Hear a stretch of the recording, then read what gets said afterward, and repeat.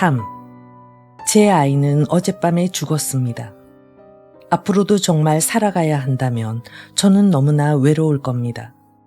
내일이면 그들 낯선 이들, 까만 옷을 입은 흉측한 몰골의 사람들이 와서는 들고 온 관에 불쌍한 아이를 넣고 제 유일한 핏줄인 아이를 매장할 겁니다.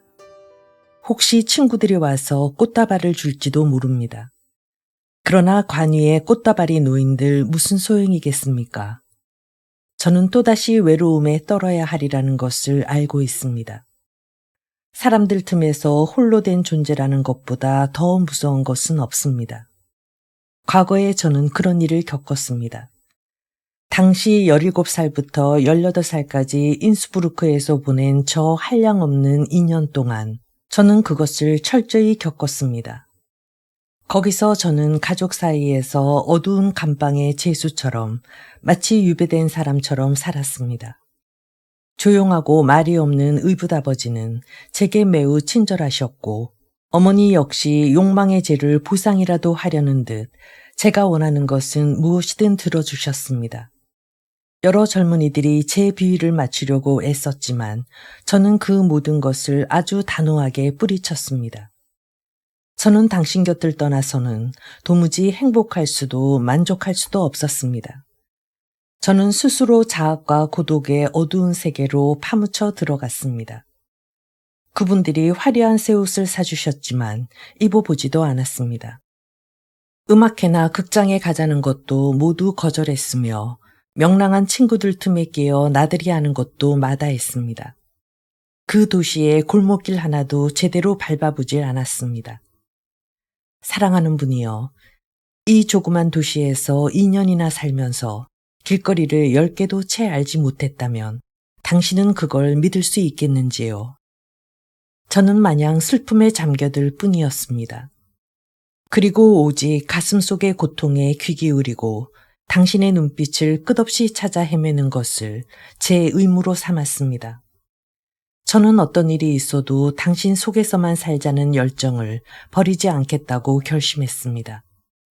저는 혼자서 방에 앉아 몇 시간이고 몇 날이고 당신 생각에만 전념했습니다. 그런 행동을 언제고 계속했습니다.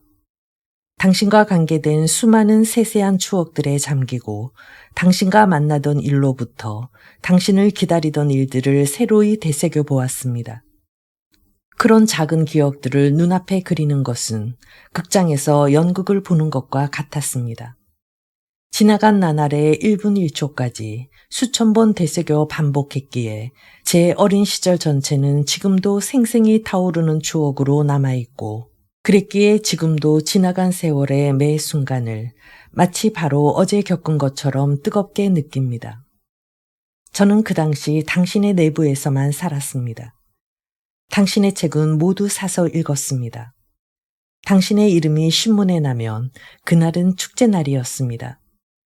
제가 당신 책의 구절구절을 암기할 수 있다는 것을, 그토록 수없이 그걸 읽었다는 사실을 믿으시겠는지요?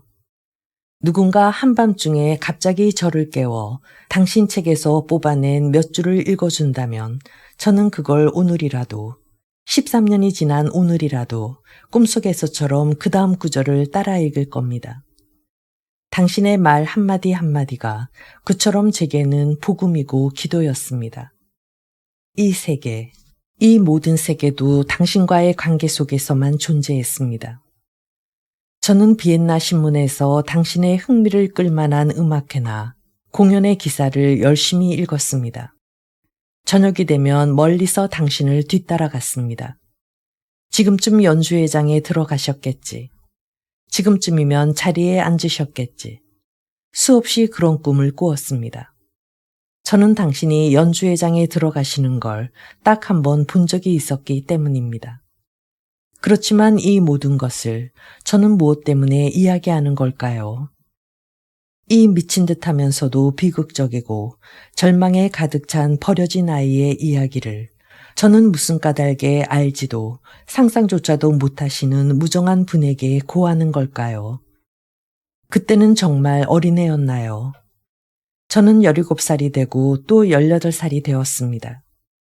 거리에 나가면 젊은이들이 저를 힐끗힐끗 뒤돌아볼 나이가 됐지만 저는 그것이 불쾌할 뿐이었습니다. 그럴 수밖에 없는 것이 제게는 사랑이든 사랑 노름이든 당신 이외의 사람에 대해 그런 생각을 한다는 자체가 있을 수 없고 도무지 꺼림칙할 뿐이었기 때문입니다. 유혹이라는 말은 제게는 범죄인 양 여겨졌습니다. 당신에 대한 열정은 언제나 같은 것이었습니다. 달라진 게 있다면 제 육체가 성숙해지고 관능이 일깨워지면서 한층 더 육감적이고 여성스러워진 것 뿐입니다. 그래서 당신의 어리석기만 하던 어린애, 당신의 방문 앞에서 초인종을 울렸던 어린애로선 상상도 할 수 없었던 행동, 바로 당신께 육체를 바치고 헌신하려는 생각을 하게 됐습니다. 제 주변 사람들은 흔히 제가 수줍어한다고 생각해 소심한 아이라고 말하곤 했습니다.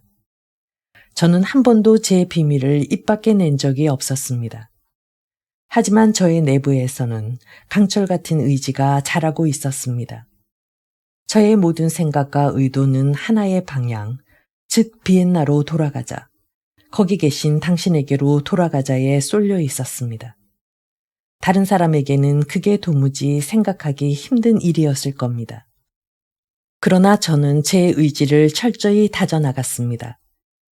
제 의붓아버지는 재력이 있는 분으로 저를 친딸처럼 여기셨습니다.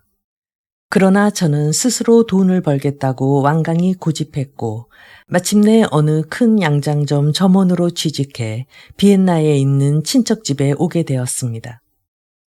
안개가 낀 어느 가을날 저녁, 마침내 비엔나에 도착했을 때 제가 맨 처음 어디를 향해 걸었는지 말씀드릴 필요도 없겠죠. 저는 트렁크를 역에 맡기고 무작정 전차에 올라탔습니다. 전차가 얼마나 느리게 여겨지던지요. 그리고 역마다 서는 게 왜 그렇게 짜증이 나던지요. 저는 집 앞으로 다름질쳐 갔습니다. 당신의 창에 불이 켜진 것을 보는 순간 제 심장은 마구 뛰었습니다. 그토록 낯설고 북적대던 도시가 그제야 비로소 생기를 되찾았습니다. 이는 물론 당신을, 제 영원한 꿈인 당신을 가깝게 예감했기 때문입니다. 그런데도 그런 예감은 꿈일 뿐이었습니다. 당신 창에 반짝이는 얇은 유리를 사이에 두고 당신과 저의 불타는 눈길이 마주하고 있는 바로 그 순간에도 저라는 인간은 당신 의식에서 멀리 떨어진 어느 골짜기나 산악지대, 강 건너에 있었으니 말입니다. 저는 올려다보고 또 올려다볼 뿐이었습니다. 거기에는 불빛이 있으며 집이 있고 당신이 계시며 또한 제 세계가 있었습니다. 이 순간을 2년 동안 꿈꾸었고 이제 꿈의 시련을 눈앞에 둔 것입니다. 부드럽고 안개가 자욱한 그 가을 저녁 내내 저는 당신 방에 불이 꺼질 때까지 밑에 서 있었습니다. 그리고 나서야 제가 머물 집을 찾기 시작했습니다. 그런 뒤로 저는 매일 밤 당신 집 앞에 서 있었습니다. 저녁 6시까지 상점에서 힘들고 고된 일을 했지만 일은 마음에 들었습니다. 일을 함으로써 불안 자체를 그리 고통스럽게 여기지 않게 됐기 때문이지요. 영업이 끝나고 상점의 셔터가 무겁게 닫히는 그 길로 저는 사랑의 목적지를 향해 달렸습니다. 단 한 번만이라도 당신을 보는 것, 단 한 번만이라도 당신을 만나는 것, 그것이 저의 단 하나의 바람이었습니다. 멀리서나마 다시 한번 당신의 얼굴을 볼 수 있을까 하는 것, 그것이 제 소망이었습니다. 약 일주일을 그렇게 보냈을 때 드디어 저는 당신을 뵙게 되었습니다. 정말이지 예기치 못했던 한순간에 일은 이루어졌습니다. 제가 당신 방의 창을 기웃거리며 올려다보고 있는데 당신이 길을 건너 오셨습니다. 갑자기 저는 다시 13살짜리 어린애가 되었습니다. 저는 얼굴이 화끈거리는 것을 느꼈습니다. 당신의 눈길을 받고자 열망하던 내면의 강렬한 충동을 거슬러 저는 저도 모르게 그만 고개를 숙이고 쫓기듯이 당신 곁을 슬며시 지나쳐 버렸습니다. 나중에 저는 제가 여학생처럼 수줍어하며 달아난 것을 몹시도 부끄럽게 생각했습니다. 그도 그럴 것이 그때의 제 마음은 단호했기 때문입니다. 저는 당신을 만나고자 했고 당신을 찾아갔던 것입니다. 그리하여 동경으로 저물어버린 세월을 뒤로하고 당신에게 인정받고자 했습니다. 저는 당신에게 존중받고 당신에게 사랑받고자 했습니다. 그러나 당신은 그 후로도 오랫동안 제 존재를 알아차리지 못했습니다. 저는 매일 저녁 눈보라치는 날이나 살이 애는 듯한 비엔나에 바람 부는 날에도 당신 집 골목을 서성거렸다는 걸 말입니다. 어느 때는 몇 시간이고 헛되이 기다린 적도 있었습니다. 그때 저는 제가 어른임을, 전과는 다른 성숙한 여인의 감정이 생겨남을 느꼈답니다. 당신이 알지 못하는 여인과 팔짱을 끼고 걷는 것을 보는 순간 제 영혼을 부수고 나오는 심장의 도련한 격동이 있었기에 그렇습니다. 물론 심한 충격을 받지는 않았습니다. 어린 시절부터 이런 여인들의 방문을 줄곧 보아왔기 때문입니다. 다만 지금은 갑자기 육체적으로 어딘가 곤란하고 내부에서 무엇인가가 팽팽히 솟구치며 그처럼 다른 여인들과 공공연한 육체적 친밀함을 보이는 데 대해 적개심과 질투를 동시에 느꼈습니다. 어느 날인가 저는 아직까지도 남아있는 어린 시절의 저항감을 가지고 당신의 집을 멀리에 본 적도 있었습니다. 그러나 저항과 항변의 대가로 받은 그날 밤의 공허는 너무도 무서웠습니다.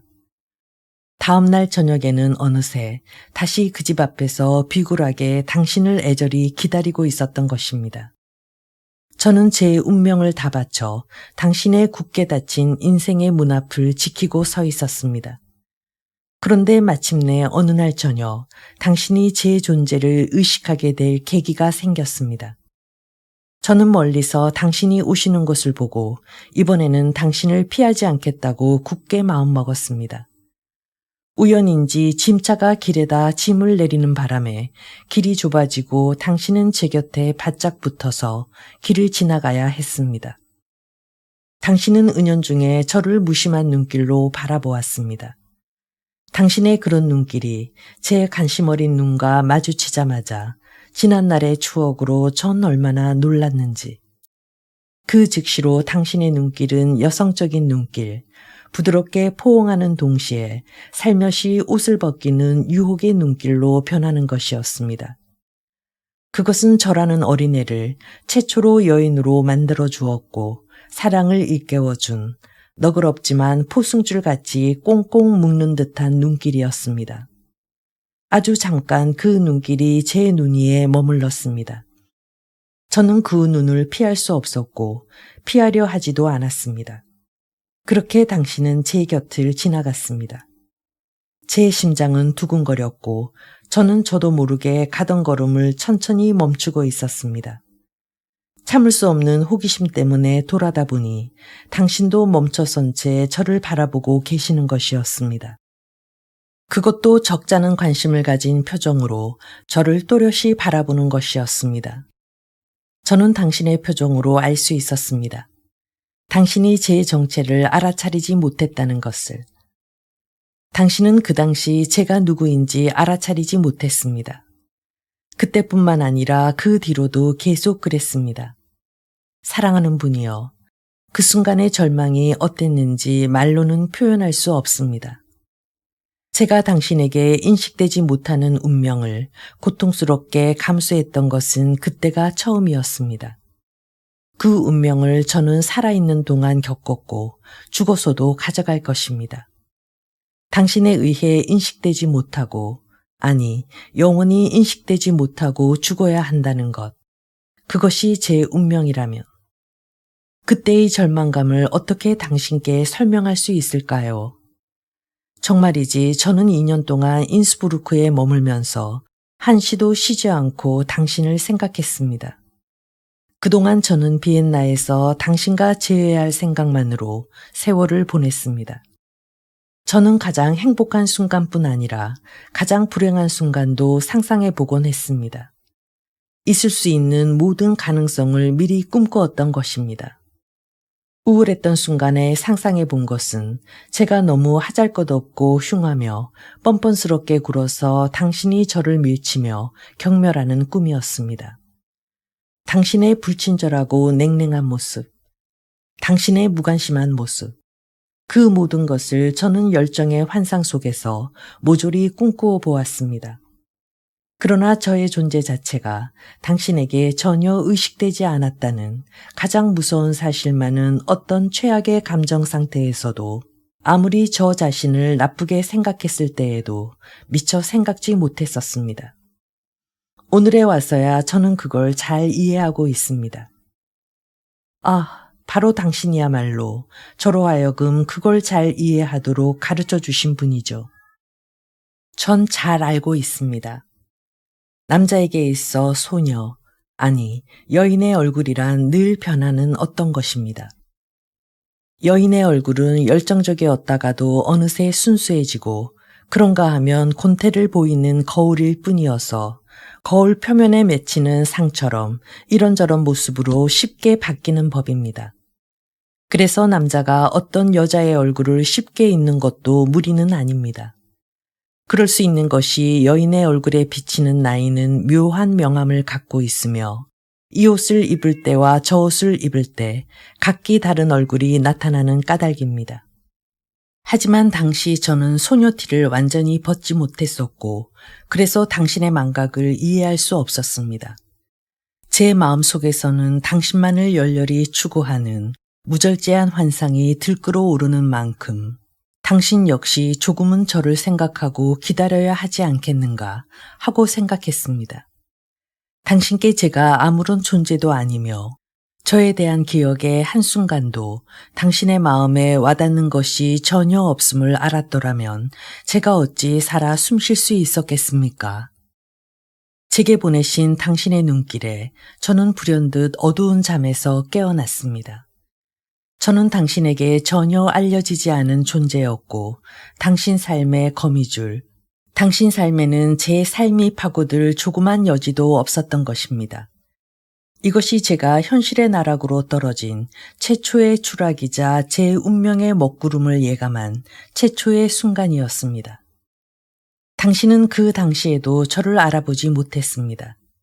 그리고 이틀 후 제 눈길이 당신의 눈길과 다시 마주치자 당신은 알 수 없는 호의를 보이며 제게 감싸는 듯한 눈길을 보내셨습니다. 그러면서도 당신은 역시 저를 알아보지 못했습니다. 당신은 저를 자신을 사랑하고 자신이 잠깨워 놓은 여인으로 인식한 것이 아니라 이틀 전에 같은 곳에서 우연히 마주친 귀여운 18살 소녀로 인식하셨습니다. 당신은 다정한 표정으로 다소 놀라움을 떠올리며 저를 바라보고는 입가에 가벼운 미소를 머금고 계셨습니다. 당신은 저를 지나쳐 가다가 다시 발걸음을 늦추셨습니다. 저는 몸을 떨며 감격했습니다. 당신이 부디 제게 말을 걸어주시길 하느님께 기도했습니다. 생전 처음으로 저는 당신에게 살아있는 존재임을 느꼈습니다. 저는 발걸음을 천천히 늦추고 당신을 피하지 않았습니다. 뒤돌아보지 않았건만 저는 등 뒤에서 당신을 감지했습니다. 이제 당신의 사랑스러운 목소리가 처음으로 저를 향해 들려오리라 생각했습니다. 벅찬 희망에 부풀어 온몸은 마비되는 것 같았고 저는 멈춰서지 않을 수 없었습니다. 제 심장이 마구 뛰고 있을 때 당신은 제 옆으로 걸어오셨습니다. 당신은 제게 마치 오랜 친분이라도 있는 듯이 가볍고 명랑하게 말을 걸어왔습니다.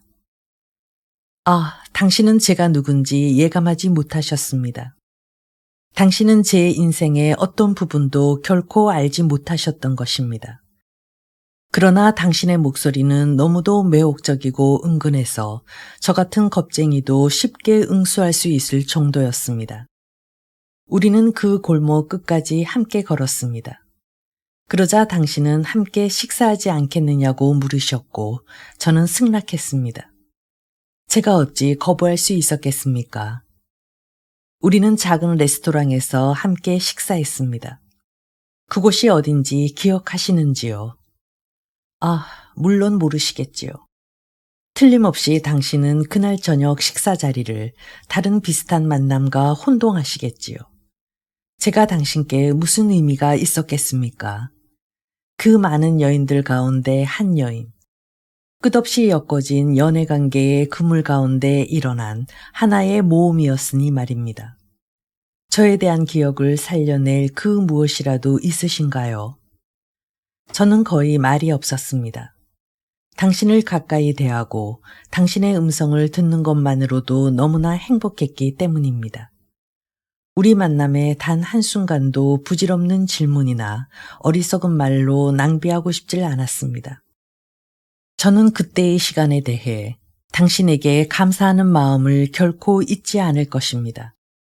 당신이 저의 열광하는 존경심을 얼마나 가득 채워주었는지, 그 얼마나 부드럽고 경쾌하며 또한 운치 있는 태도를 보였는지 저는 잊지 못합니다.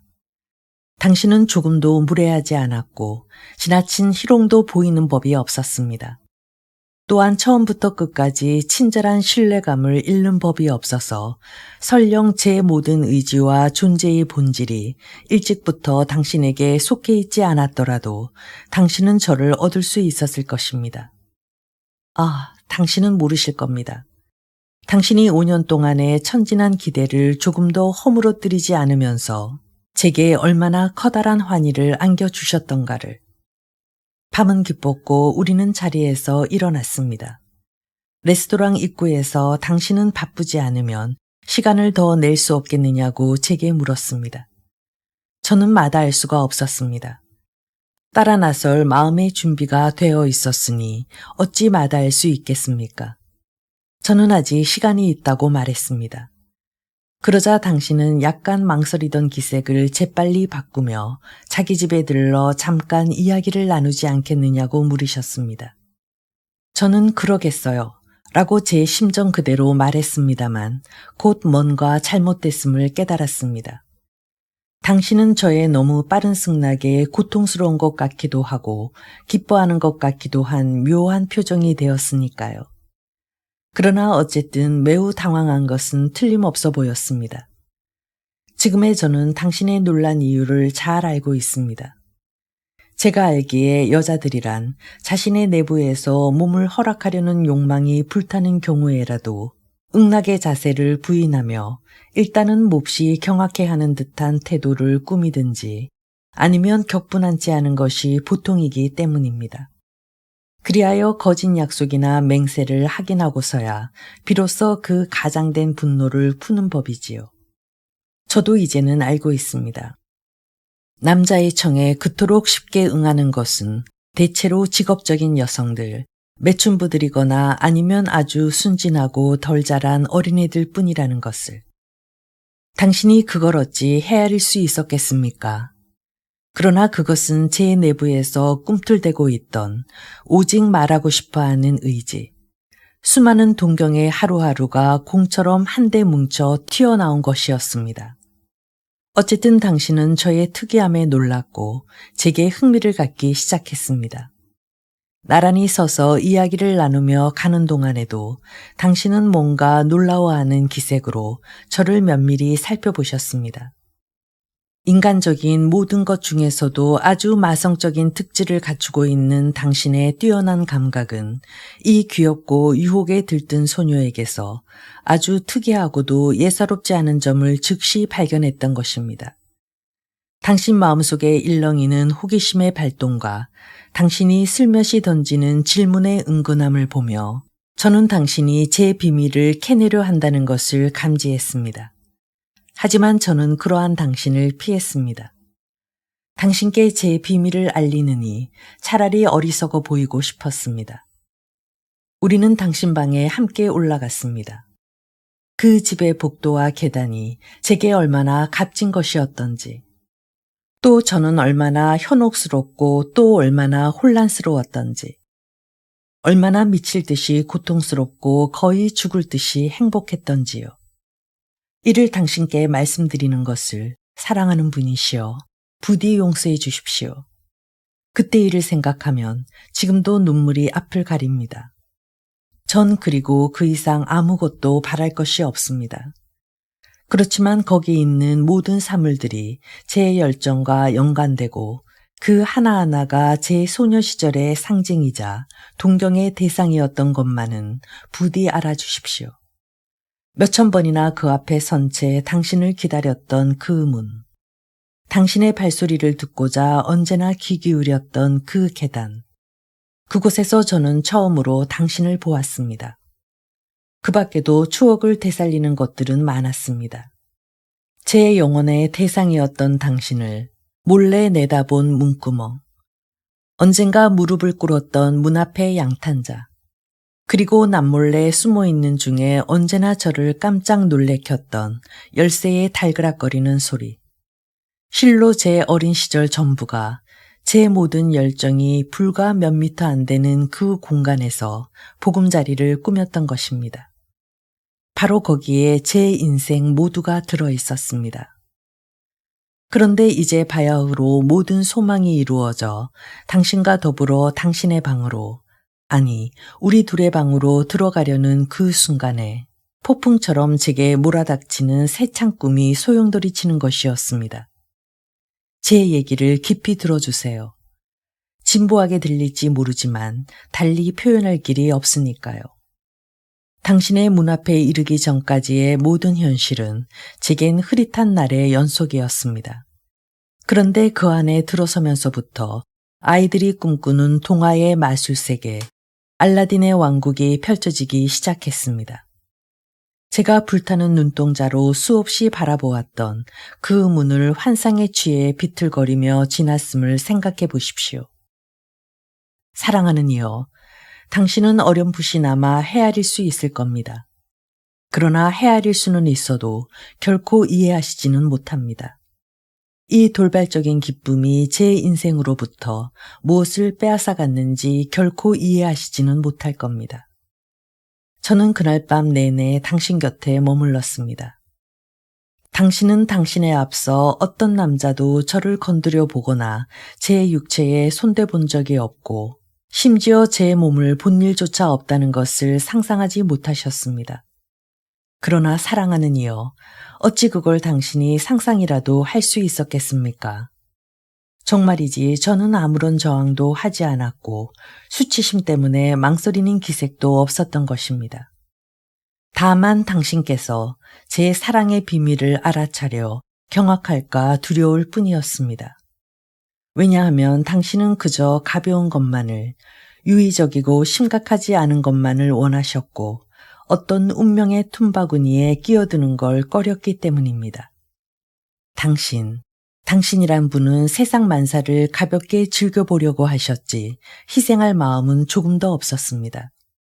사랑하는 이여, 제가 지금 당신께 제 처녀성을 바쳤다고 말씀드려도 바라건대 제발 제 마음을 오해하지는 말아주세요. 원망할 생각은 눈꼽만큼도 없답니다. 당신이 저를 유혹하거나 속인 것도 절 끌고 가신 것도 아니니까요. 사실을 말하자면 제가 바로 제 자신이 당신께 달려들어 당신의 가슴에 제 운명 스스로를 던진 것이니까요. 절대로 저는 당신을 원망하지 않습니다. 오히려 당신께 영원히 감사드릴 뿐입니다. 당신과 보낸 그날의 풍요로움, 욕망의 찬란한 불꽃, 천상을 떠도는 듯한 행복감은 이루 말할 수 없었습니다. 제가 어둠 속에서 문득 눈을 떠 제 옆에 누워 계시는 당신을 느꼈을 때 저는 머리 위에 별들이 떠다니지 않는 것이 이상할 정도였습니다. 그토록이나 저는 하늘을 꿈꾸었습니다. 아, 사랑하는 분이시여, 저는 결코 후회한 적이 없습니다. 아니, 저는 그 순간을 후회한 일이 단 한 번도 없습니다. 지금도 기억이 생생합니다. 잠든 당신 곁에서 당신의 숨소리에 귀 기울인 순간, 그리고 당신의 육체를 느끼면서 제가 당신 곁에 있음을 새삼 확인한 순간, 저는 너무나 행복에 겨워 어둠 속에서 흐느껴 울었답니다. 다음 날 아침 일찍 저는 그곳을 불이 나게 떠났습니다. 직장에 가야 하기도 했지만 그보다 하인이 오기 전에 떠나고 싶었습니다. 전 그분을 뵐 면목이 없었습니다. 제가 옷을 입고 당신 앞에 섰을 때 당신은 저를 껴안고 오랫동안 제 얼굴을 들여다보았습니다. 그것은 당신의 눈동자에 안개처럼 아득히 어른거리는 어떤 추억 때문이었을까요? 아니면 정말 제가 그저 아름답게만 보였기 때문이었을까요? 알 수는 없지만 그 뒤에 당신은 제게 키스를 하셨습니다. 저는 당신 품에서 살짝 빠져나와 떠나려 했습니다. 그때 당신은 이렇게 물었습니다. 꽃을 몇 송이 가져가지 않으시겠습니까?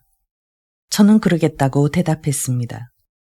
당신은 책상 위에 있는 파란 유리 화병에서 흰 장미 4송이를 뽑아 제게 주셨습니다. 그때 저는 어린 시절 단 한 번 훔쳐보았던 그 화병을 기억해냈지요. 저는 그 후 며칠 동안 두고두고 그 꽃송이에 입맞춤했습니다. 우리는 헤어지기 전에 다음 만날 약속을 했습니다. 그리고 약속한 날 당신과 다시 멋진 밤을 보냈습니다. 그 후 당신은 제게 3번째 밤을 선사하셨습니다. 그러고 나서 당신이란 분은 여행을 떠나야겠다고 말씀하시는 것이었습니다. 저는 어린 시절부터 그 여행을 얼마나 미워했던지요. 당신은 돌아오자마자 연락하겠다고 약속하셨습니다. 저는 그때 제 사소함 주소만을 드렸는데 그것은 당신께 제 이름을 알리고 싶지 않아서였지요. 저는 끝까지 비밀을 말하지 않았습니다. 그때도 역시 당신은 장미 몇 송이를 작별 인사로 주셨습니다. 4. 2달 동안 저는 매일같이 당신을 애타게 그리워했습니다. 그런데 저는 지금 무엇 때문에 기대와 절망의 지옥고를 당신께 이야기하려는 걸까요? 저는 당신을 원망하지 않습니다. 저는 당신의 본연의 모습 그 자체로 사랑합니다. 타오르다가는 곧 식어버리고 열중하다가는 금세 불성실해지는 당신 본연의 모습, 그것을 그대로 사랑합니다. 늘 그래왔고 지금도 그러신 당신 그 자체를 사랑합니다. 하지만 당신은 벌써 오래전에 돌아와 계셨습니다. 저는 불 켜진 당신의 창을 보고 그것을 알았습니다. 그런데 당신은 제게 편지 한 장 보내지 않으셨습니다. 저는 이 마지막 순간에 이르도록 당신의 소식 한 줄 받지 못했습니다. 제 일생을 다 바친 당신에게서 글 한 줄 받아 읽지 못했습니다. 저는 기다리고 있었습니다. 절망한 여인으로서 간절히 기다리고 있었습니다. 그러나 당신은 끝내 저를 부르지 않았습니다. 편지 한 통도, 소식 한 줄도. 제 아이는 어제 죽었습니다. 물론 그 아이는 당신의 아이이기도 합니다. 사랑하는 분이시여, 맹세컨대 그 아이는 그 사흘 동안에 생긴 우리의 분신입니다. 죽음의 그림자를 마주한 사랑은 거짓말을 하지 못하는 법이랍니다. 제가 당신께 몸을 바친 그 순간부터 아이가 생길 때까지 저는 어느 남자와도 만난 적이 없었습니다. 저는 당신과의 만남을 통해 스스로를 신성시하게 되었습니다. 제 모든 것을 바친 당신이 계신데 어찌 제가 별 상관없이 스쳐가는 다른 남자와 몸을 나눌 수 있었겠습니까? 사랑하는 이여, 그 아이는 우리의 아이였습니다. 그 아이는 저의 사무친 사랑과 당신의 경솔하고 방종한 거의 무의식적인 애욕 사이에서 태어난 우리의 핏줄, 우리의 단 하나뿐인 자식이었습니다. 그러나 당신은 아마도 놀라워하며 얼굴이 창백해져서 물어보시겠지요. 사랑하는 이여, 당신은 이제 이렇게 물으시겠지요. 무엇 때문에 제가 그 아이를 감추었으며 또 무엇 때문에 그 아이가 어둠 속에서 잠자는 오늘에 와서 새삼스럽게 그 이야기를 하느냐고. 어째서 아이가 영원히 잠에 빠져 있는 이 순간에 와서야 죽음의 여행을 떠나 다시는 돌아오지 못할 이 지경에 이르렀어야 비로소 얘기를 하느냐고 말입니다. 그렇군요. 아이는 이제 돌아오지 못하지요. 하지만 그때 말씀드려봤자 무슨 소용이 있었을까요? 제가 이야기했더라도 당신은 믿지 않으셨을 겁니다. 낯선 여인, 그 사흘밤 동안 저항 한 번 없이 당신을 갈구하며 몸을 허락한 저라는 여인의 말을, 당신은 길거리에서 만난 이름도 없는 여인이 정조를, 그것도 자신에게 불성실한 남자였던 당신을 위해 정조를 지켜왔다고는 결코 믿지 않으셨을 겁니다. 당신은 조금의 의심도 없이 그 아이가 당신의 아이가 아니라고 하셨을 겁니다. 제 말이 아무리 그럴듯하다 해도 제가 딴 남자의 아이를 자상가인 당신께 떠넘기려 한다는 혐의를 결코 버리지 않으셨을 테니까요. 요컨대 제가 아이의 이야기를 했다면 당신은 저를 의심하셨을 것이고, 당신과 저 사이에는 불신의 꺼림칙한 그림자가 남아 있었을 겁니다. 저는 그걸 원치 않았던 것입니다. 그 밖에도 저는 당신이라는 분을 알고 있습니다. 당신 자신보다 제가 당신을 더 잘 알고 있을 것입니다. 애정 문제에 있어서는 근심 없는 것, 홀가분하면서도 유의적인 것을 좋아하는 것이 당신의 천성인데, 갑자기 아버지로서 어떤 운명에 대해 책임져야 한다면 당신은 아마 너무나 고통스러워했을 것입니다. 자유로운 분위기에서만 숨 쉴 수 있는 당신이 어떤 식으로든 저와 구속의 끈으로 묶여 있다고 느낄 때 그것은 얼마나 큰 고통일까요? 저는 잘 압니다. 당신은 자신의 깨어있는 의지를 거역하고서라도 구속감에 못 이겨 저를 증오했을 것입니다. 당신에게 제가 단 몇 시간, 아니 단 몇 초만이라도 성가신 존재였다면 당신은 저를 증오했을 겁니다. 저는 그러나 제 자존심을 지키며 살고 싶었습니다. 그럼으로써 당신 주변에 있는 수많은 여인들 가운데 당신이 항상 사랑과 감사로서 생각할 수 있는 유일한 여인이 되고자 했던 것입니다. 그러나 당신은 저를 전혀 생각하지 않았고 저를 잊고 말았습니다. 사랑하는 분이여, 저는 당신을 원망하지 않습니다. 아니, 무슨 일이 생겨도 당신을 원망하지 않을 것입니다. 만일 제가 쓰는 펜으로부터 더러워 원망 섞인 한 방울의 잉크가 종이에 번지더라도 제발 용서하시기 바랍니다. 아, 부디 용서해 주세요.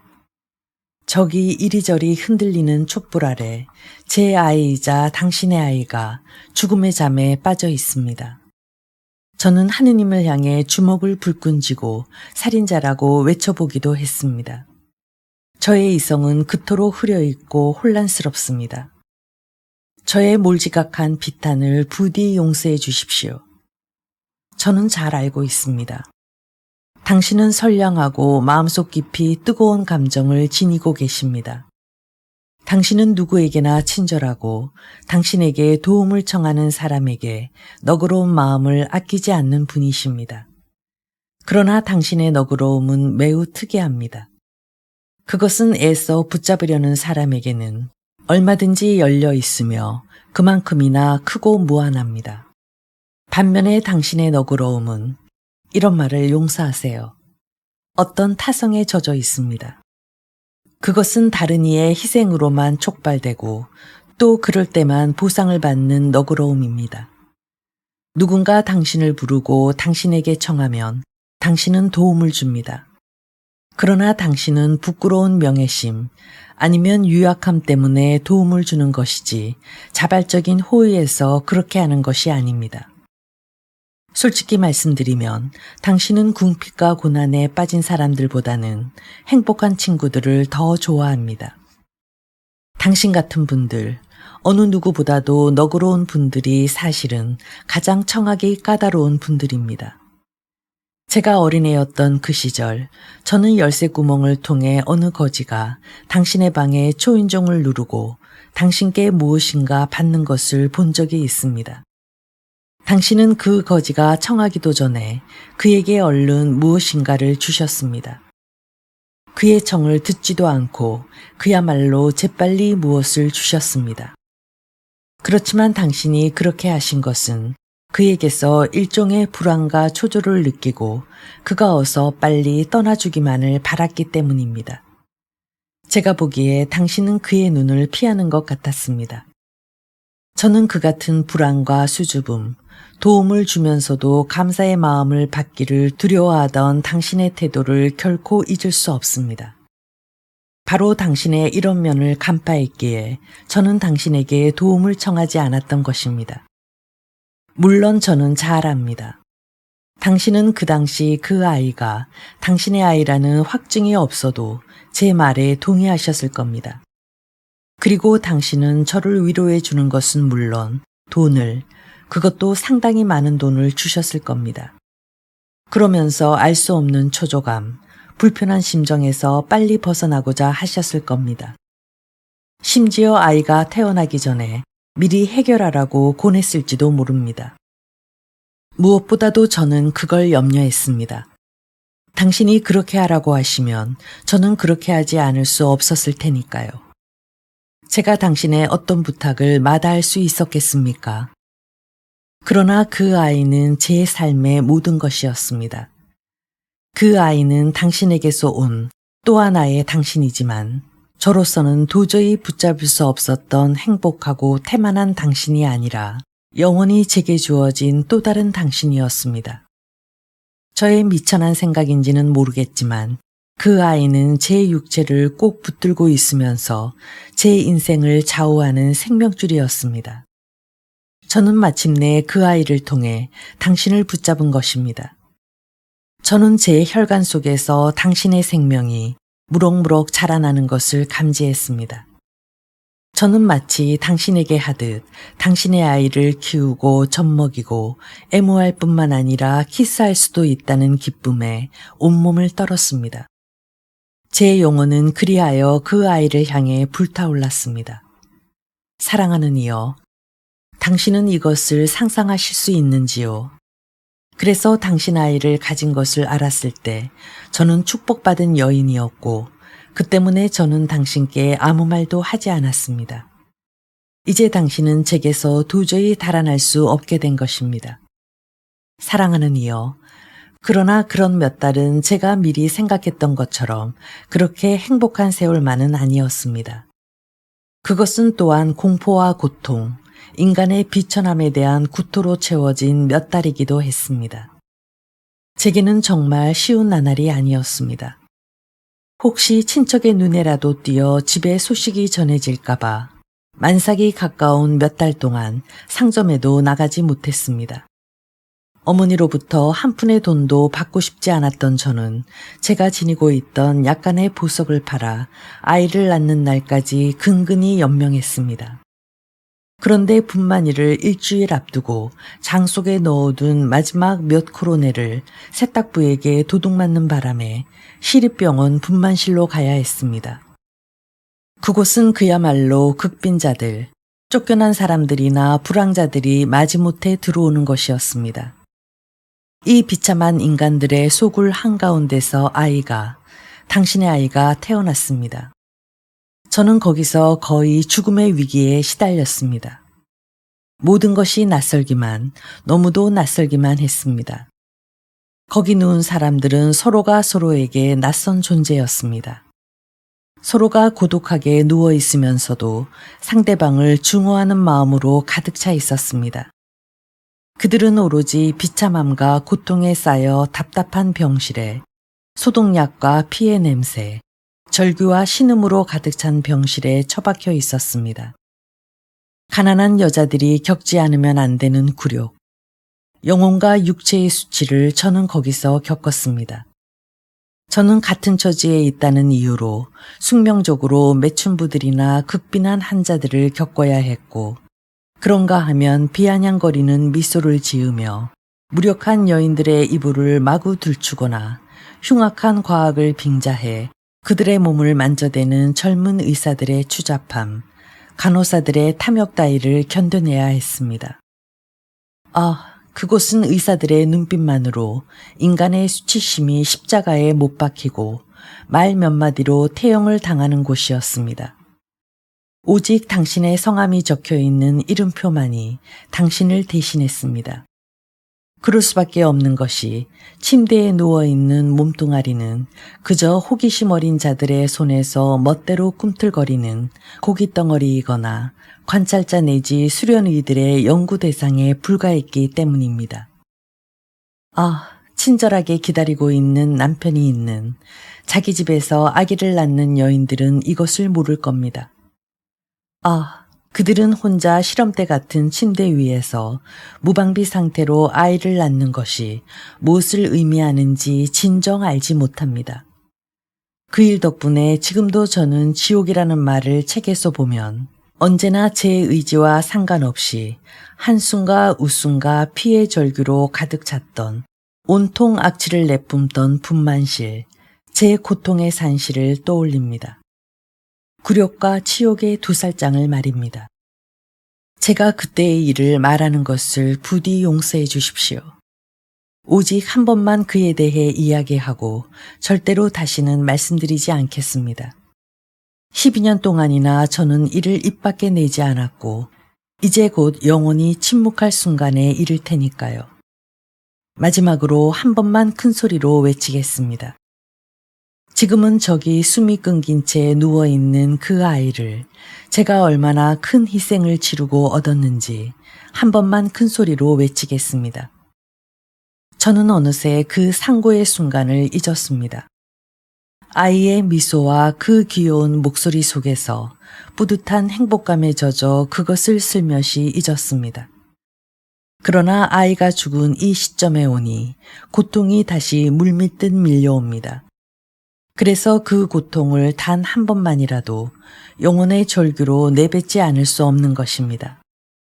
그렇다고 당신을 원망하지는 않습니다. 하느님만을, 무자비한 고통을 내리신 하느님만을 원망할 따름입니다. 저는 맹세코 당신을 원망하지 않습니다. 아무리 노여움에 몸을 떨어도 저는 당신을 미워한 적이 한 번도 없었습니다.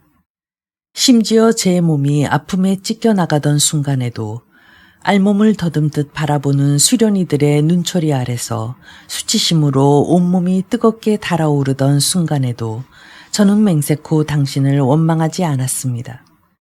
당신과 하나가 되었던 그 밤을 저는 결코 후회하지도 당신을 원망하지도 않았습니다. 저는 늘 당신을 사랑했고 당신과 만난 순간을 항상 축복이라 생각했습니다. 혹시라도 다시 한번 저 지옥의 순간을 통과하거나 그래야 할 시간이 닥쳐온다면 저는 다시 한번 그렇게 하겠습니다.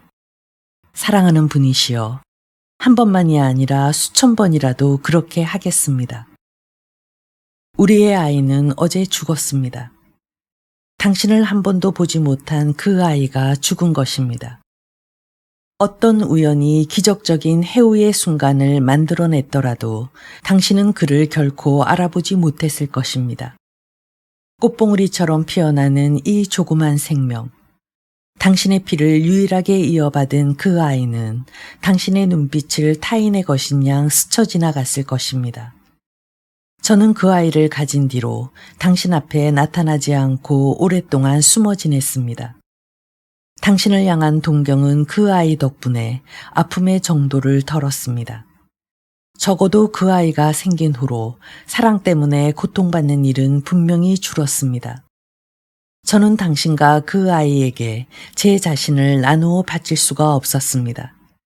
그래서 저는 행복한 분이신 당신, 제게는 지나가는 사랑만을 보내주신 당신을 포기하고 오로지 그 아이에게 모든 것을 바치기로 결심했습니다. 저는 제가 키워야 하고 그리고 입맞추고 껴안아 줄 수 있는 그 아이를 선택했습니다. 당신의 분신인 그 아이를 통해 저는 사랑에 대한 불안, 그 저주에서 구원받은 것 같았습니다. 그래도 당신은 진정으로 저의 모든 것이었습니다. 왜냐하면 가끔, 물론 드물긴 했지만 저의 감정은 자신도 모르게 당신의 집 근처로 저를 달려가게 하곤 했기 때문입니다. 그러나 당신을 위해 한 가지만은 꼭 해드렸습니다. 당신의 생일날이면 언제나 백장미 한 다발을 당신께 보내드렸던 것입니다. 그것은 우리가 처음 사랑의 밤을 보내고 난 뒤 당신이 제게 선사한 것과 똑같은 꽃입니다.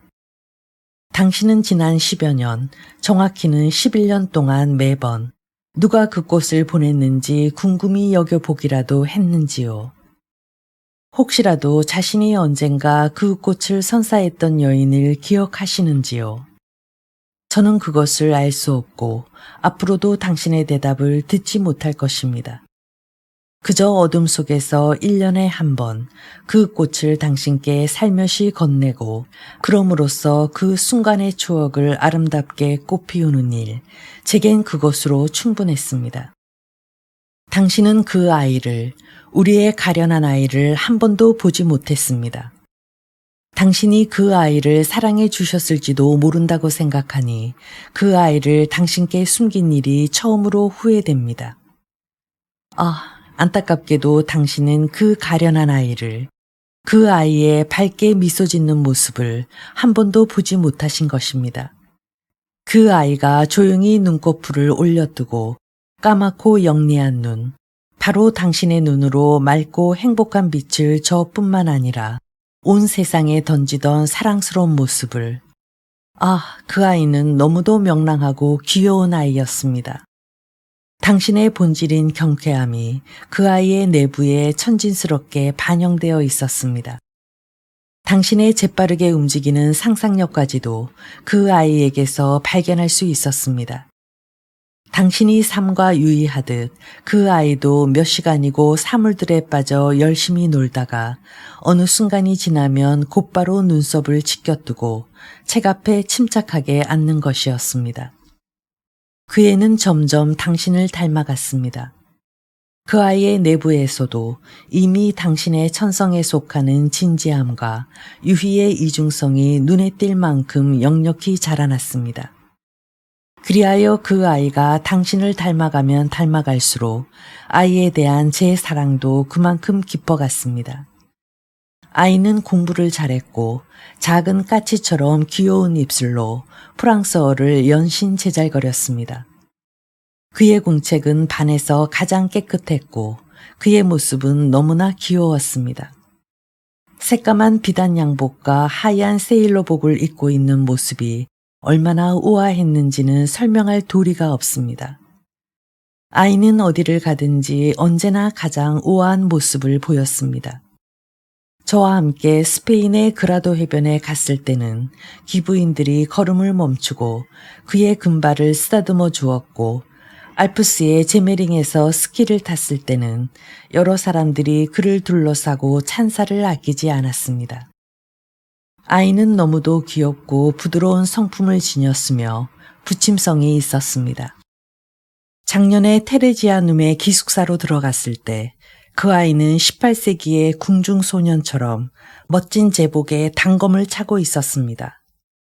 그러나 지금은 속옷밖에는 입고 있지 않습니다. 가련한 이 아이는 지금 퍼렇게 질린 입술에 손을 가지런히 모으고 저기 누워 있습니다. 그러나 당신은 제가 그 아이에게 어떻게 그런 사치스러운 교육을 시키고 밝고 쾌활한 상류사회의 생활을 접하게 할 수 있었는지 의문을 품을 수도 있을 것 같네요. 사랑하는 분이시여, 저는 어둠 속에서 당신께 모든 것을 말씀드리겠습니다. 저는 전혀 수치심을 느끼지 않는답니다. 그렇더라도 제발 놀라지는 말아주세요. 실은 사랑하는 분이여, 전 몸을 팔았답니다. 물론 매춘부나 창녀라고 불리는 그런 부류의 인간이 된 것은 아니지만 아무튼 전 몸을 팔았습니다. 저는 돈 많은 남자친구들, 돈 많은 애인들과 사귀었습니다. 처음에는 제가 그들을 찾았고 다음에는 그들이 절 찾았습니다. 당신은 그걸 느꼈는지 모르겠지만 저는 매우 아름다웠기 때문입니다. 제가 몸을 맡긴 남자는 누구든 저를 사랑했고 감사해하면서 제게 매달렸습니다. 그들 모두가 저를 사랑하였습니다. 사랑하는 분이시여, 그런데 당신만이, 오로지 당신만이 절 사랑하지 않았습니다. 제가 몸을 팔았다는 사실을 솔직하게 고백했다고 해서 저를 경멸하실는지요? 아니겠지요. 그렇다고 저를 경멸하지는 않으시겠지요. 저는 잘 압니다. 당신은 모든 일을 이해하고 또 이해하실 것임을. 제가 그렇게 한 것도 전적으로 당신을 위해서였다는 것을. 당신의 다른 존재인 바로 저 아이를 위해서였다는 걸 말입니다. 저는 시립병원 분만실에서 가난의 무서움을 톡톡히 맛보았습니다. 그 덕분에 저는 이 세상에서 가난한 자는 언제나 짓밟힌 자, 비참하게 억눌린 자이며 희생양이라는 걸 알았습니다. 그 때문에 저는 무슨 일이 있어도 당신의 아이, 당신의 밝고 아름다운 그 아이만은 가난의 비참한 밑바닥에서 자라게 하고 싶지 않았습니다. 지저분한 길바닥에 쓰레기나 더럽고 비천한 곳, 전염병이 가득한 으슥한 뒷골목에서 기르고 싶지 않았습니다. 저는 아이의 가냘픈 입술이 하수도 배관공의 더러운 말투를 배운다거나 그의 깨끗한 몸이 가난뱅이의 불결하고 구겨진 속옷을 알지 못하게 하리라 굳게 다짐했습니다. 당신의 아이에게 모든 것을 갖게 하고 세상의 모든 풍요와 안락을 누리게 하리라. 그리하여 당신의 위치까지 자유롭게 상승하여 당신의 생활권에 진입하도록 하리라 결심했던 것입니다. 사랑하는 이여, 바로 그 때문에 저는 몸을 팔았던 것입니다. 이런 것은 제게 아무런 희생도 아니었습니다. 사람들이 흔히 명예니 치욕이니 부르는 것은 제게 아무런 의미가 없었기 때문입니다. 당신은 저를 사랑하지 않았지만 당신만이 제 몸의 소유자였습니다. 다른 남자와의 육체적 관계는 무감동할 뿐이었습니다. 남성들의 애무는 말할 것도 없고 그들 내부의 진정한 열정조차도 제 마음속 깊은 곳까지 감동시키지는 못했습니다. 물론 저는 그들 가운데 몇몇은 깊이 존경하고 있고 더욱이 제 자신의 운명을 생각할 때 보답할 수 없는 애정어린 동정심이 제 마음을 사로잡기도 했습니다. 제가 알고 있던 모든 사람은 제게 친절했습니다. 그들 모두가 제 뜻을 기꺼이 따라주었고 모두가 저를 존중해 주었습니다. 그 중에서도 한 분, 어느 나이든 독신의 백작은 아버지 없이 자라는 당신의 아이를 테레지아눔에 넣기 위해 수없이 교문을 드나들었습니다. 그분은 저를 딸처럼 사랑해 주셨고 제게 결혼 신청을 서너 번씩이나 하셨습니다. 그분과 결혼했더라면 저는 지금쯤 백작 부인이 되었을 것이고 티롤 지방에 있는 꿈처럼 아름다운 성의 여주인으로 근심 없이 살고 있을지도 모릅니다. 다른 무엇보다도 아이가 그를 잘 돌봐주는 자상한 아버지를 가질 수 있었을 것이고 저 역시 조용하고 고상하며 친절한 남편을 곁에 둘 수 있었겠지요. 그런데도 저는 그렇게 하지 않았습니다. 그분은 그토록 제게 열성이셨건만 저는 그분의 청을 거절했고 그분은 마음에 상처를 입으셨습니다. 어쩌면 제가 아주 어리석었는지도 모르겠습니다. 그때 만일 결혼했더라면 전 지금 어딘가에서 조용하게 숨어 살고 있겠지요. 그러나 당신께 고백하지 않을 수 없습니다. 저는 누군가에게 얽매이지 않고 당신을 위해 언제까지나 자유롭게 남아있으려 했습니다. 저의 가장 깊은 구석 어느 곳에 제 본질의 무의식 속에 그 옛날 어린 시절의 꿈이 살아있었던 것입니다. 설령 한순간만을 위한 것이라도 혹시나 당신이 다시 한번 저를 불러주실지 모른다는 기대감을 버리지 않고 있었던 것입니다. 저는 그 조그만 가능성을 위해 모든 것을 내던졌고 당신이 부르시면 그 즉시 당신께 홀홀 날아가려고 했습니다.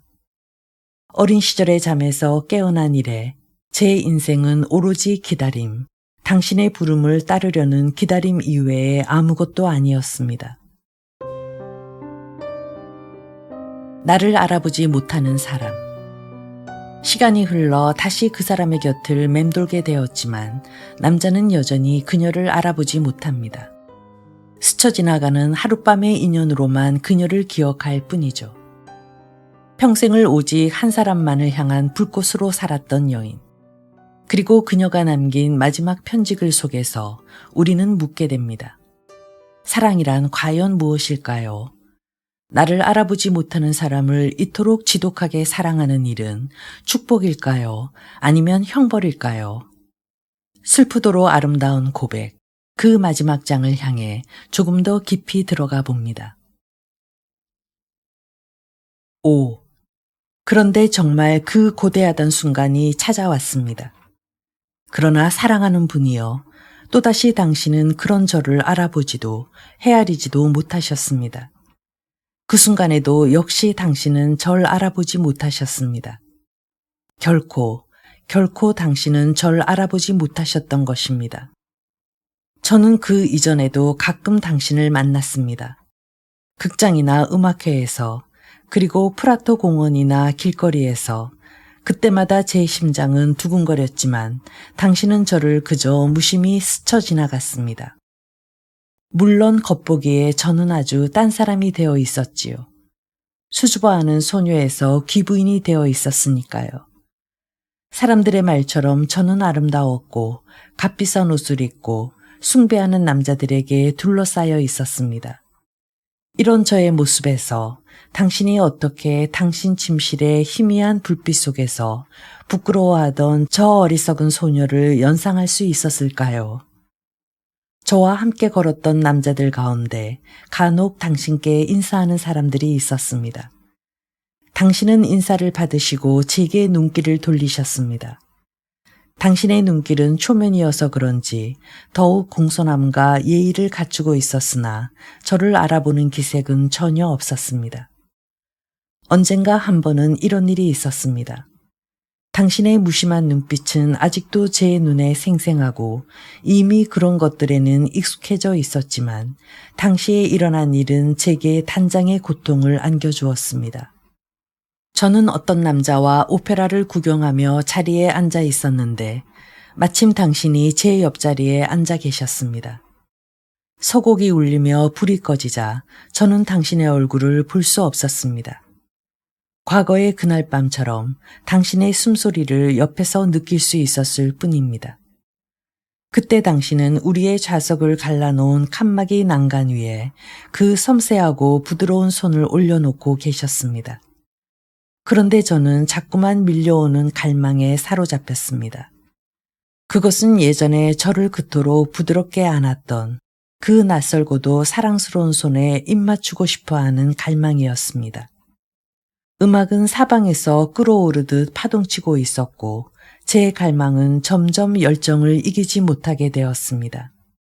제 입술은 강한 충동에 떨며 당신의 사랑스러운 손에 이끌려 드는 것이었습니다. 저는 마침내 경련을 일으키듯 벌떡 일어나야 했습니다. 1막이 끝난 후 저는 제 남자친구에게 그만 나가자고 간청하고 말았습니다. 어둠 속에서 당신과 그토록 낯선 관계로 가까이 있는 것을 더 이상 참아낼 수 없었던 것입니다. 그러나 그 순간은 오고야 다시 한번 오고야 말았습니다. 암흑에 묻혀있던 제 삶의 그 순간이 마지막으로 오고야 말았습니다. 꼭 1년쯤 전에 일어난 일이었는데 그날은 당신 생일 바로 다음 날이었습니다. 저는 이상하게도 온종일 당신 생각에서 헤어날 수가 없었습니다. 물론 당신의 생일이 오면 저는 언제나 그 날을 축제날처럼 기쁘게 맞이했습니다. 저는 아주 이른 아침에 밖에 나가 백장미를 샀습니다. 저는 해마다 그 꽃을 당신은 잊고 있는 그 순간을 기념하기 위해 당신께 보내드렸습니다.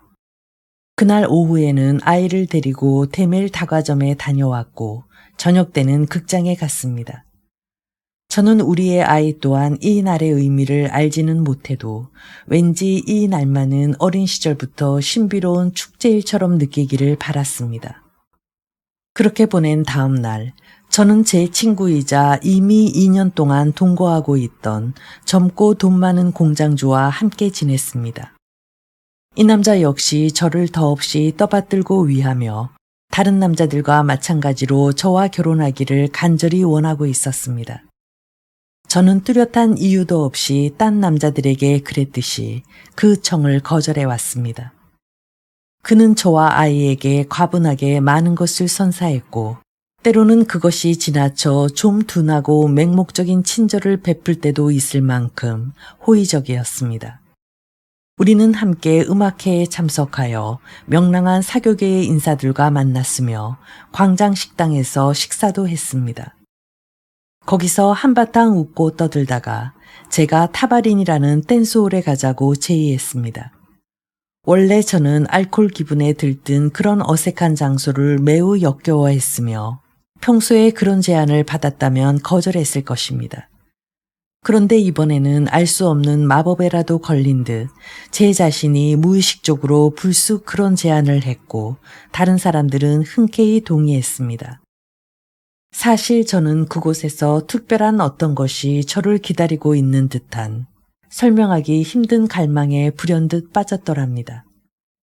늘 제 비위를 맞춰주던 합석자 모두가 급히 일어나 우리 모두는 그쪽으로 발길을 돌렸습니다. 우리는 거기서 샴페인을 마셨으며 그런 중에 갑자기 제가 이제껏 알지 못했던 아주 미칠 듯한 쾌감, 거의 고통에 가까운 쾌감이 제 몸을 감싸는 것이었습니다. 저는 샴페인을 계속해서 들이켰습니다. 그리고 유행가 가사를 흥겹게 따라 불렀고 한데 어울려 춤추고 마음껏 소리 지르고 싶은 충동을 누를 수 없었습니다. 그런데 갑자기 무언가 차가운, 아니 뜨거운 어떤 것이 가슴에 강렬히 밀려와 저는 몸을 벌떡 일으켰습니다. 바로 옆자리에 당신이 친구 몇 분과 앉아 계시는 것이었습니다. 당신은 저를 감동과 욕망의 눈초리로 언제나 제 몸 가장 깊숙한 곳에서부터 저를 뒤흔들어 놓는 당신 특유의 눈초리로 저를 바라보고 계시는 것이었습니다. 당신은 10년이 지난 그날에 와서야 비로소 무의식적 열정의 본능으로 저를 바라본 것이었습니다. 저는 몸을 떨지 않을 수 없었습니다. 하마터면 저는 들고 있던 술잔을 바닥에 떨어뜨릴 뻔했습니다. 함께 있던 친구들이 웃음바다와 음악의 물결에 빠져 제가 혼란스러워하는 기미를 알아채지 못한 것이 다행이었습니다. 당신의 눈빛은 갈수록 점점 불타올랐고 저는 그 유혹의 불길 속에 완전히 가라앉는 기분이었습니다. 저는 알지 못했습니다. 과연 당신이 저를 알아보았는지 아니면 저를 다른 낯선 여인으로 새롭게 원하고 계셨는지를. 제 뺨은 끓는 피로 벌겋게 달아올랐고 친구들의 물음에 저는 딴소리를 하고 있었습니다. 당신은 제가 당신의 눈빛에 얼마나 당황하고 있는지를 분명히 알아차렸습니다. 당신은 곧 제게 다른 사람들 모르게 슬며시 머리를 끄덕임으로써 잠시 홀의 입구로 나올 수 없느냐는 신호를 보내셨으니까요. 당신은 이어서 보란듯이 술값을 지불하고 친구분들과 작별 인사를 나눈 뒤 밖으로 나가셨지요. 그 직전에 당신은 또 한 번 제게 밖에서 기다리겠다는 신호를 보내는 걸 잊지 않으셨습니다. 제 몸은 추위를 참을 수 없는 듯 열기에 들뜬 듯 덜덜 떨렸습니다. 저는 대답할 겨를이 없었습니다. 들끓는 흥분을 가라앉힐 도리도 없었습니다. 바로 그 순간 우연히도 한 쌍의 흑인 댄서가 발꿈치를 딸깍거리고 날카롭게 소리 지르며 이제껏 보지 못한 괴상한 춤을 추기 시작했지요. 저는 모든 사람이 흑인 댄서에 정신이 팔려있는 그 틈을 이용했습니다. 저는 몸을 일으켜 세우면서 춤에 열중해 있는 친구들에게 곧 돌아오겠다고 말하고는 당신께 달려갔습니다. 당신은 홀 입구에 옷 맡기는 곳에 계셨습니다. 저를 기다리고 계신 것이 틀림없었습니다. 제가 그리로 갔을 때 당신의 눈빛이 환히 빛나고 있었으니까요. 당신은 서둘러 미소 지으며 저를 맞아주셨습니다. 저는 그 즉시 당신이 절 알아보지 못한다는 것을 깨달았습니다. 당신은 그야말로 저를 예전의 어린애나 그 후에 처녀로 인식하지 못하고 처음 보는 낯선 여인으로 다시 붙잡았던 것입니다. 당신은 제게 실례지만 1시간쯤 시간 좀 내주실 수 있겠습니까? 하고 친근한 태도로 물으셨습니다. 저는 당신의 침착하기만 한 태도에서 당신이 저를 그렇고 그런 여인 가운데 하나, 하룻밤 즐길 매춘부 정도로 여긴다는 것을 확연히 느낄 수 있었습니다. 네, 라고 저는 대답했습니다. 이런 대답은 몸을 벌벌 떨면서도 기꺼이 승낙하는 대답. 그러니까 벌써 10여 년 전 어둑어둑한 거리에서 한 소녀가 대답했던 것과 같은 종류의 대답이었습니다. 그런데 언제 뵐 수 있을까요? 라고 당신은 물었고, 언제라도 좋아요. 라고 저는 대답했습니다. 당신 앞에서는 수치감이라고는 전혀 느끼지 못했던 것입니다. 그러자 당신은 어느 정도 놀란 듯 잠시 저를 바라보고는 너무 빠른 승낙에 몹시 놀랐던 그 당시와 똑같이 불신과 호기심 어린 이상한 표정을 지으셨습니다. 당신은 약간 망설이는 기색으로 그렇다면 지금 뵐 수 있을까요? 라고 물으셨고 저는 쾌히 좋아요. 우리 나가죠. 라고 대답했습니다. 저는 옷을 맡기는 곳에서 제 외투를 찾으려 했으나 제 남자친구가 우리 외투를 함께 맡기고 보관증을 갖고 있다는 사실을 생각해냈습니다. 다시 돌아가 그것을 달라고 하려면 반드시 그에 합당한 이유가 필요할 것이었습니다. 하지만 그토록 여러 해 동안 열망한 당신과의 해우를 포기할 수는 없었습니다. 그래서 저는 잠시도 망설이지 않고 야해 보기에 숄만을 걸친 채 안개가 촉촉히 깔린 거리로 나왔습니다. 외투를 걸치지 않았다거나 몇 년 동안 동거한 착하고 친절한 친구를 말없이 남겨놓았다는 사실을 걱정하지도 않았습니다. 그의 친구들 면전에서 그를 우스꽝스러운 바보로 짓밟아 놓을 수 있다는 우려도 없었습니다. 그의 애인이 함께 지낸 지 몇 년도 되지 않아 웬 낯선 남자의 휘파람 한 번에 도망쳐버렸다는 오명이 그에게 남겨질지도 모를 일이었지만 저는 그런 것을 걱정할 겨를이 없었습니다. 그러나 저는 성실한 친구에게 제가 했던 천하고 배은망덕한 행위, 그 파렴치한 행위를 마음속 깊이 새겨놓았습니다. 저는 제가 어리석은 짓을 했으며 저의 망상 때문에 선한 친구 하나가 영원히 지워지지 않을 상처를 입었음을 느꼈습니다. 저의 인생이 그 한복판에서부터 갈라져 나간다는 느낌을 저는 떨쳐버리지 못했습니다. 그러나 다시 한번 당신의 입술을 느끼면서 제게 가만히 속삭이는 당신의 말소리를 들으려는 안타까움에 비한다면 제게 우정이 무엇이고 실존이 무엇이었겠습니까? 그토록 저는 당신을 사랑했습니다.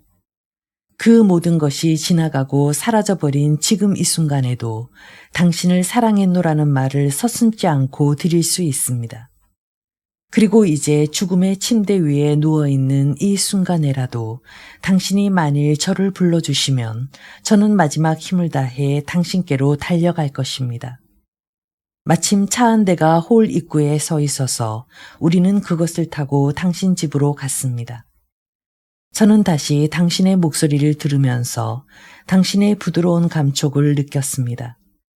예전과 마찬가지로 저는 황홀감에 넋을 잃었습니다. 어린애 같은 행복감에 젖어 어찌해야 할지 알 수 없을 지경이었습니다. 10여 년이 지난 후 똑같은 계단을 새롭게 밟고 올라가는 기분은 이루 형용할 수가 없었습니다. 아니, 그게 아닙니다. 그 순간 모든 것은 영원히 중첩되는 것처럼 느껴졌습니다. 그 영혼의 순간순간 속에서 제가 얼마나 당신이란 존재만을 절대자로 느꼈는지 그것은 말로는 도저히 형용할 수가 없습니다. 당신 방의 내부는 그다지 달라진 점이 없었습니다. 몇 폭의 그림이 더 걸려있고 책이 전보다 많아졌으며 낯선 가구들이 듬성듬성 눈에 띌 따름이었습니다. 그러나 모든 게 여전히 저를 친숙하게 맞이했습니다. 더욱이 책상 위에는 장미가 꽂힌 화병이 놓여 있었습니다. 제가 어제 잊혀진 어느 여인을 회상해 주십사 당신께 생일 선물로 보내드린 바로 그 백장미였습니다. 바로 그 여인이 당신 곁에서 손을 마주 잡고 입술을 맞대고 있는 그 순간에도 당신은 그 여인의 존재를 조금도 인식하지 못했습니다. 그러나 당신이 그 꽃을 간직하고 계시다는 것만도 제겐 커다란 기쁨이었습니다. 제 가장 깊은 내부에서 우러나온 입김이 그 꽃이었고 당신을 그리는 제 사랑의 호흡이 그 꽃이었으니 당신은 저를 가슴으로 포옹했습니다. 다시금 저는 당신 곁에서 황홀한 하룻밤을 보냈습니다. 당신은 벌거벗은 제 몸을 보고도 저를 전혀 알아보지 못했습니다. 저는 당신의 능숙한 애무를 받고 행복에 겨워 어쩔 줄 몰랐습니다. 당신의 불타는 정열은 애인과 매춘부 사이에 아무런 구별도 없다는 것을 저는 알았습니다. 당신은 욕망이 원하는 대로 쫓아가 아무런 생각도 없이 끓어오르는 본성을 다 태워버리는 분이셨습니다. 밤거리에서 우연히 데려온 저에게까지 당신은 섬세하고 부드러웠습니다. 여자를 사랑할 때의 당신은 너무나 은근하고 정중했고 동시에 너무나 정열적이었습니다. 다시금 저는 그 옛날 맛본 행복감에 취해 당신 본질의 독특한 이중성을 느꼈습니다. 그것은 일찍이 어린 여자애를 당신의 수중에 넣었던 관능의 배후에 숨어있는 지적이고도 정신적인 열정이었습니다.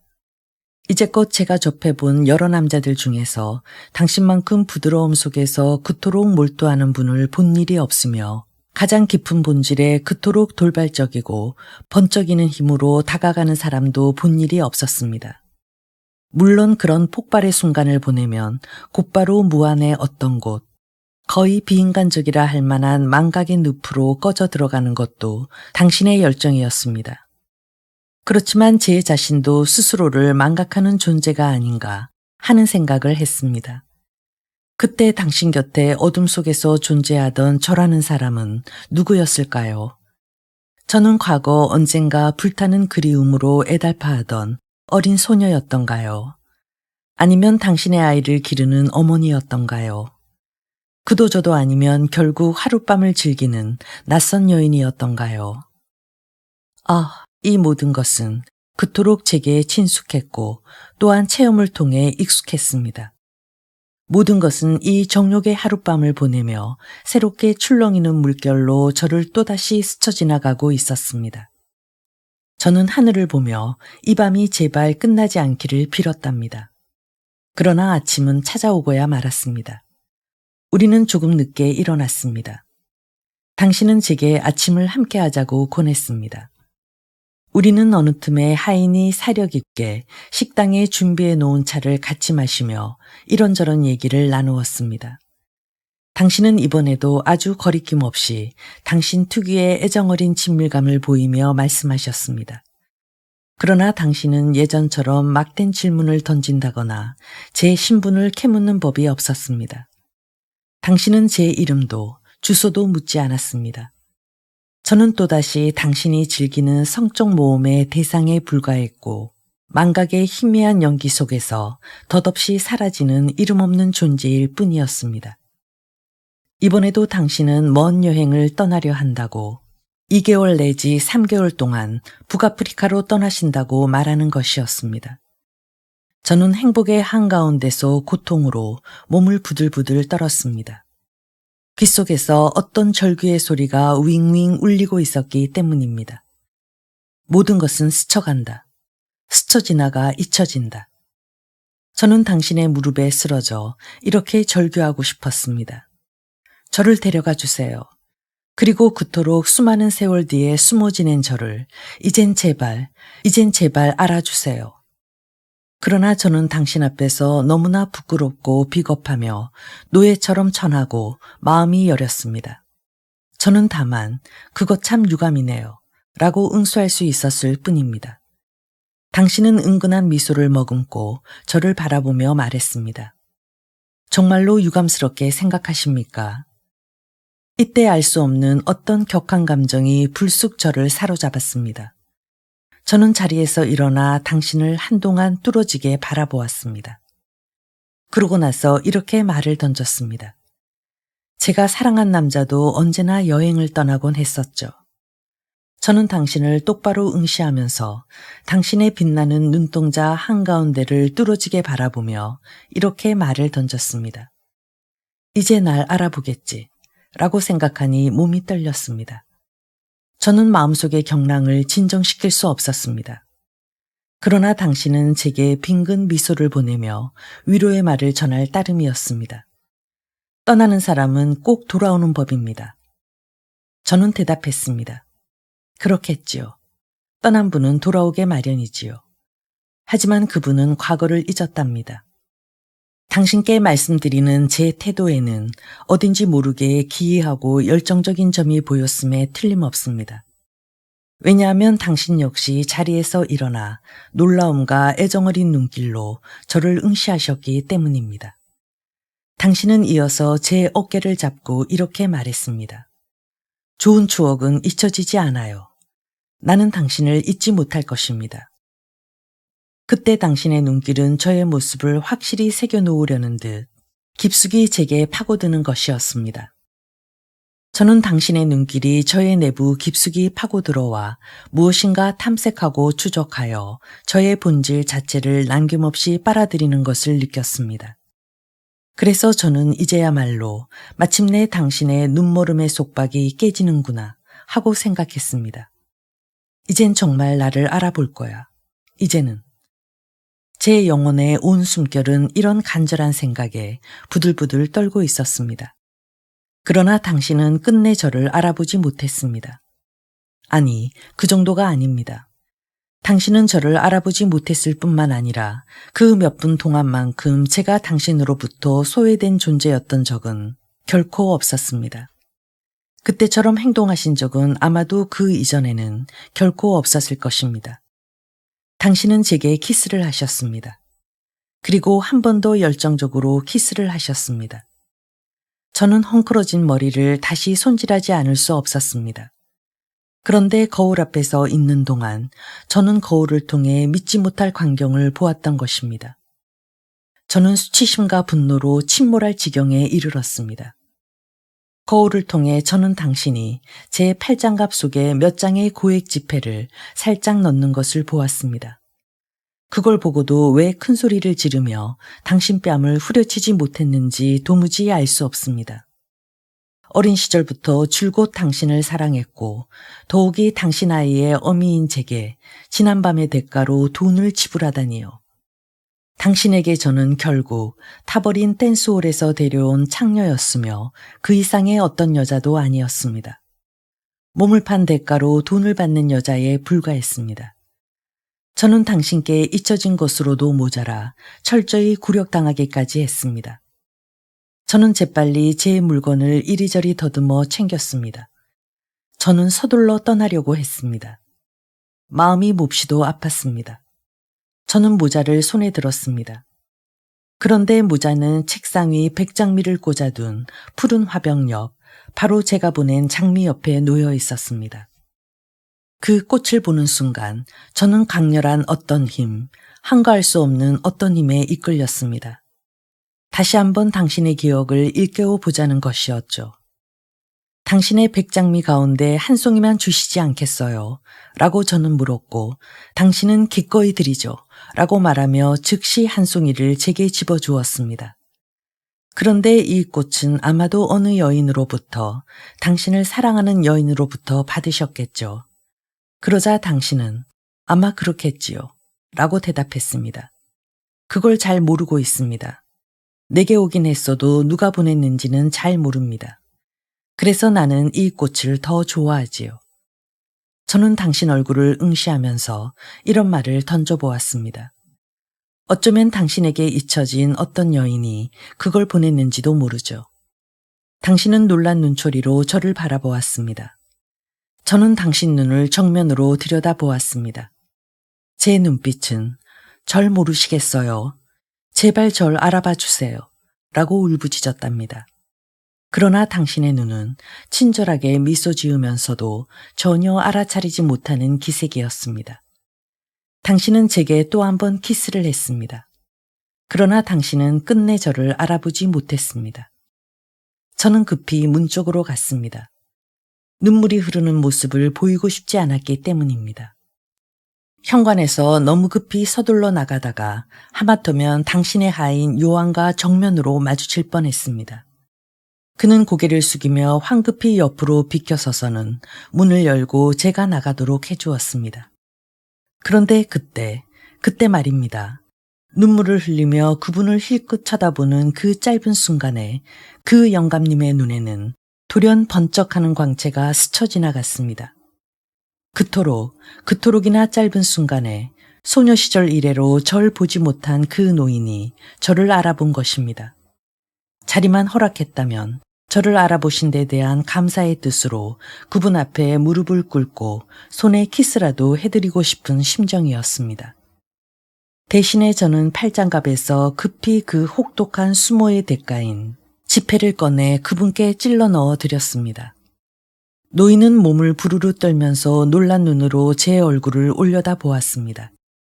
짧은 순간이었지만 노인은 저에 대해 아마도 당신이 평생 예감하는 것보다 더 많은 것을 예감했는지 모릅니다. 어떤 사람이든 모두가 저를 떠받들어 주었고 모두가 제게 한결같이 너그러웠습니다. 오직 당신이라는 분, 당신 한 분만이 저를 기억하지 못했습니다. 오직 당신 한 분만이 저를 알아보지 못한 겁니다. 제 아이는 죽었습니다. 저와 당신의 아이는 죽었습니다. 이제 사랑할 사람이라고는 그 아이의 아버지이신 당신밖에는 더 이상 아무도 없습니다. 그러나 저를 정말 한 번도 알아보지 못하는 당신이 제게 무슨 소용이 있겠습니까? 물가를 스쳐 지나듯 제 곁을 스쳐 지나시는 당신. 길가에 돌을 밟고 가듯이 저를 무심히 밟고 가는 당신. 마냥 앞으로만 걸어갈 뿐 영원히 저를 뒤에 남겨놓고 기다리게 하는 당신이 도대체 제게 무슨 소용이 있단 말입니까? 예전에 저는 당신을 붙잡을 수 있다고 생각했었습니다. 언제나 사뿐히 달아나는 당신을 저는 우리의 아이를 통해 붙잡을 수 있으리라 잘못 생각했었습니다. 하지만 아이는 진정 당신의 아이였답니다. 무정하게도 그 아이는 하룻밤이 채 지나기도 전에 저로부터 달아나 여행길에 올라버렸으니까요. 아이는 저를 잊어버리고 다시는 돌아오지 않는 곳으로 떠나갔습니다. 저는 또다시 혼자 남았습니다. 그 어느 때보다 훨씬 더 외로워졌습니다. 저는 당신으로부터 받은 것이라고는 아무것도 없습니다. 어린애는 말할 것도 없고 한마디의 말, 한 줄의 글귀, 하나의 단편적인 추억거리조차 당신으로부터 받은 것이 없습니다. 만일 누군가가 당신의 면전에서 제 이름을 부른다 해도 당신은 그 이름을 낯설게 들어 지나치시겠죠. 제가 당신에게 죽어있는 존재인데 어찌 죽기를 꺼리겠습니까? 당신으로부터 길가에 버림받은 존재인데 어찌 제 인생길을 계속 걸어갈 수 있겠습니까? 사랑하는 분이시여, 저는 당신을 원망하지 않습니다. 당신의 유쾌한 집안에 저의 슬픔을 던져 넣으려는 것도 아닙니다. 제가 당신을 괴롭힐까 두려워는 말아주세요. 다만 이 점만은 부디 용서해 주세요. 아이가 죽어 저기 아무렇게나 버려져 누워있는 이 절박함 속에서 저는 제 영혼의 울부짖음을 토로하지 않을 수 없었답니다. 오직 이번 한 번만 당신께 저의 심정을 말씀드려야겠습니다. 그러고 나서 이제까지 당신의 곁에서 침묵을 지켜왔듯이 제 자리인 어둠 속으로 말없이 돌아가렵니다.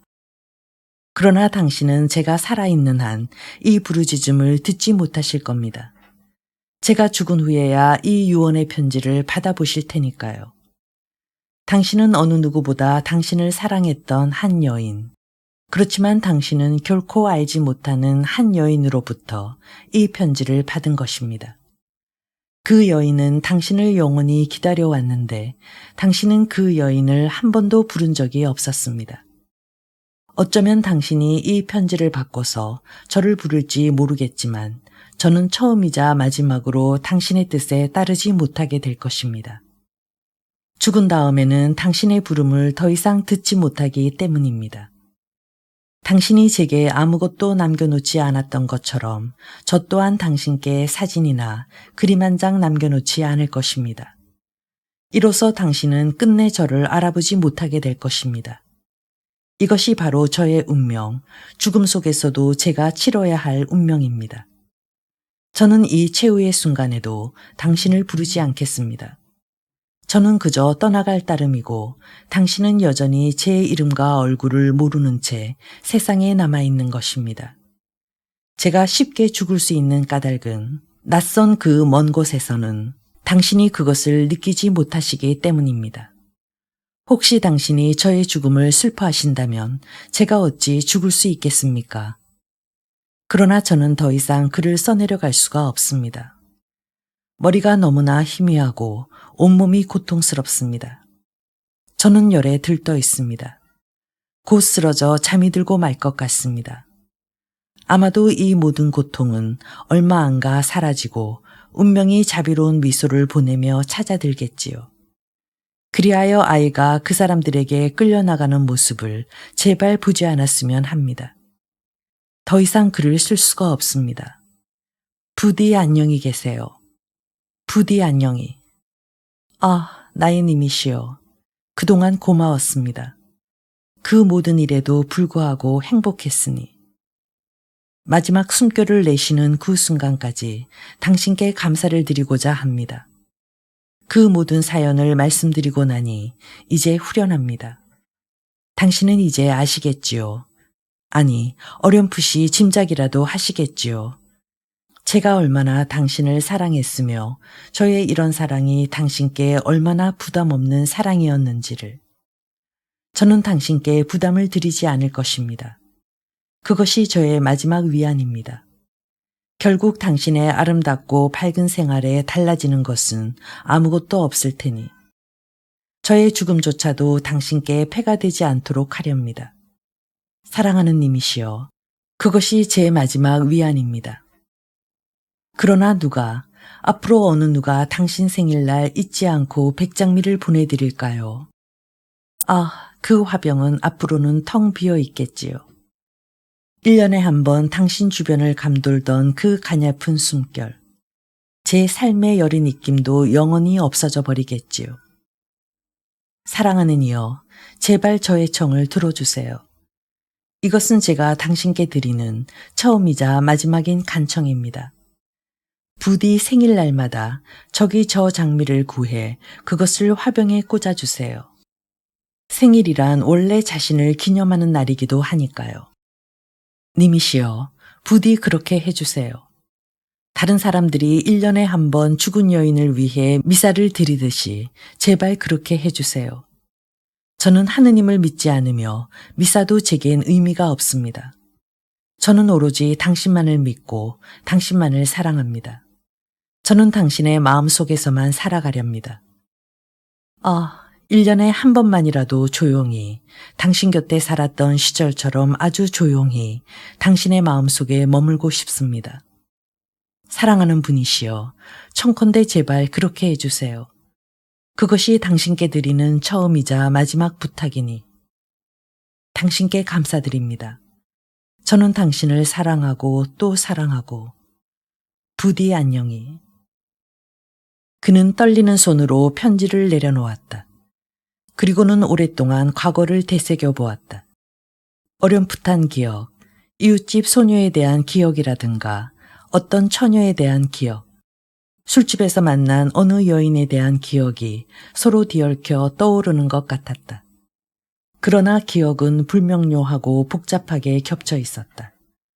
그것은 마치 흐르는 물살의 맨 밑바닥에서 돌 하나가 간간히 그리고 깊이 꿈꾸었지만 그렇다고 해서 어떤 형체를 붙잡은 것도 아닌 그런 꿈을 꾼 것 같았다. 그 순간 그의 눈길이 문득 책상 위에 놓인, 바로 자기 앞에 놓인 푸른 화병에 머물렀다. 그런데 화병은 텅 비어 있었다. 지난 몇 년 이래 처음으로 그의 생일날 화병에 아무것도 꽂혀 있지 않았던 것이다. 그는 깜짝 놀랐다. 돌연 아무도 모르게 문이 활짝 열리며 차가운 기류가 다른 세계로부터 그의 정지된 공간으로 흘러드는 듯 싶었다. 그는 한 여인의 죽음을 그리고 불멸의 사랑을 느꼈다. 그는 자신의 영혼 깊은 곳에서 무엇인가가 허물어지는 것을 감지했다. 그는 멀리서 울려오는 음악 소리에 귀 기울이듯 눈에 보이지 않는 여인의 그림자를 마음으로 애틋하게 그리고 있었다.